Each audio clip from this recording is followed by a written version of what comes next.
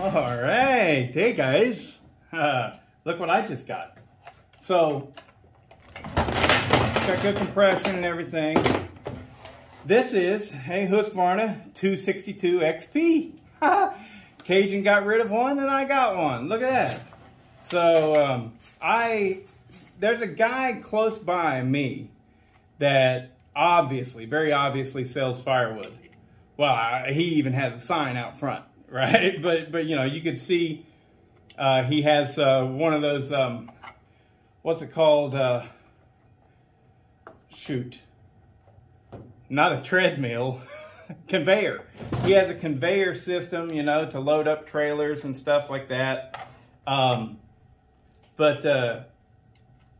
he's a full tilt firewood guy, and he sells firewood. And I've been meaning to stop in, but you know, whenever I look over there, there's nobody there. And he's only about 10 or 15 minutes from me. So he's really close. And I've always been like, man, I need to meet that guy. And, you know, similar interest and stuff like that. Well, finally, just now today, I driving past there and he was out cutting. And so I swung in real quick, said hello to him. Name's Manuel, and he's seems like a really good guy. And sorry, I'm just so confused about why that's too long, and I'm wanting to pull it to see if it pulls in. No, just straight up, it's just not wound properly. So great compression on it. He was using an Echo 590, and we got talking about that, and he said, yeah, I really just got it because my other one was just old. And basically, he just wanted a new saw. So this one, even though I haven't started it up yet, he's like, if there's gas in it, it'll fire up. This thing still runs. But anyways, I went ahead and got it, got a good deal on it, got it for 60 bucks. And yeah, I'm quite positive it's going to run. So, but I am really stretched for time right now, so I'm not going to mess with these.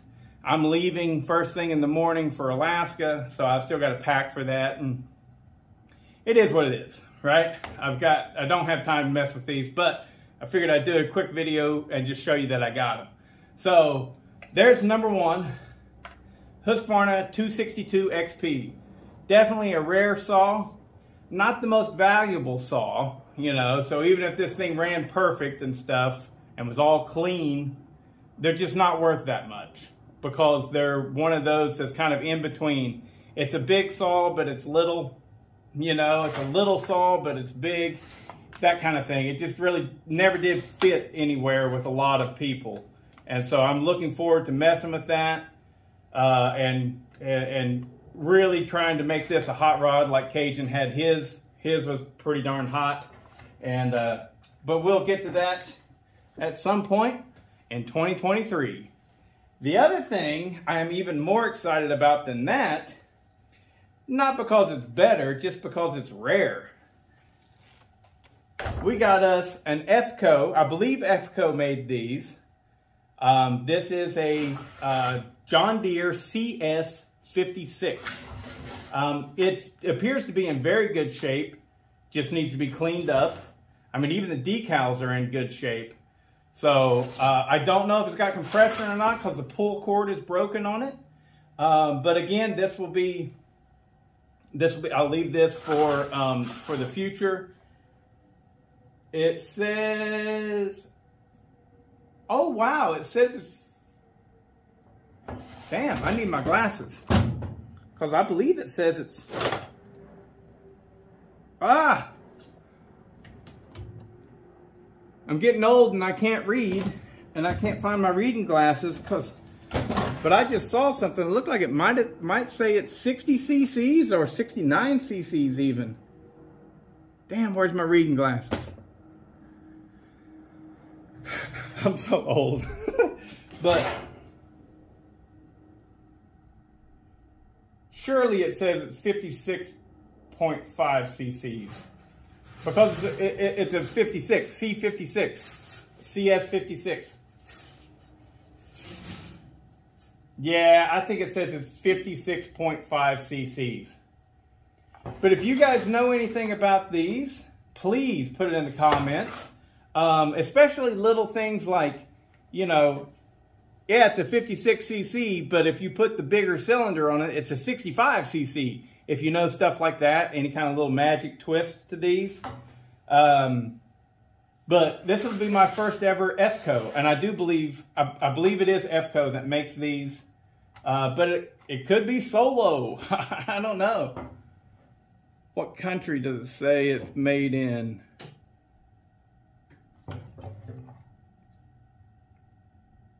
Italy. Made in Italy. So at that point then I would say it's pretty much guaranteed it's going to be an FCO. I think.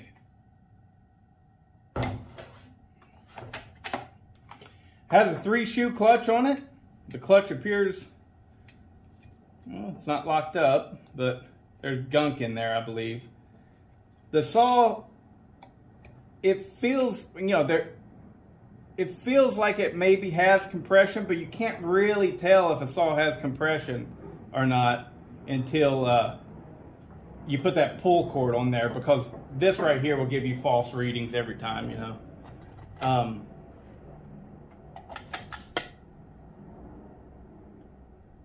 Missing the bar.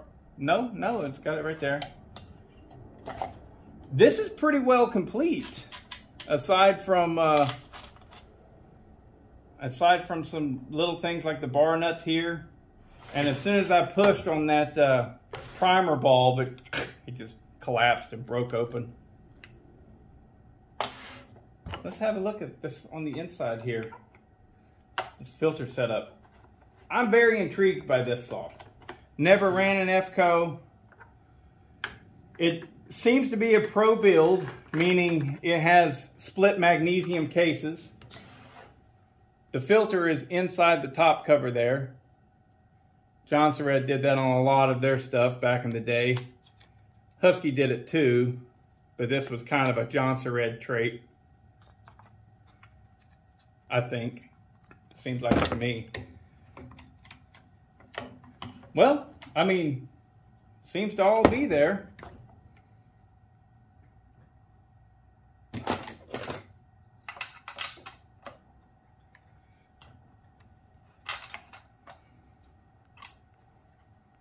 It has vertical fins on the top. I don't know if that tells you anything.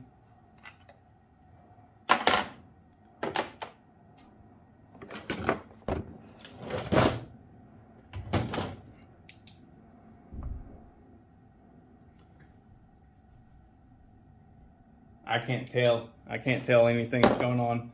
I have to strip it all down and do all the magic to it. Clean it up, make it real nice. Hopefully it runs good. But yeah, again, the 56 cc, what are you going to do with that? You know? Besides use it for a firewood saw.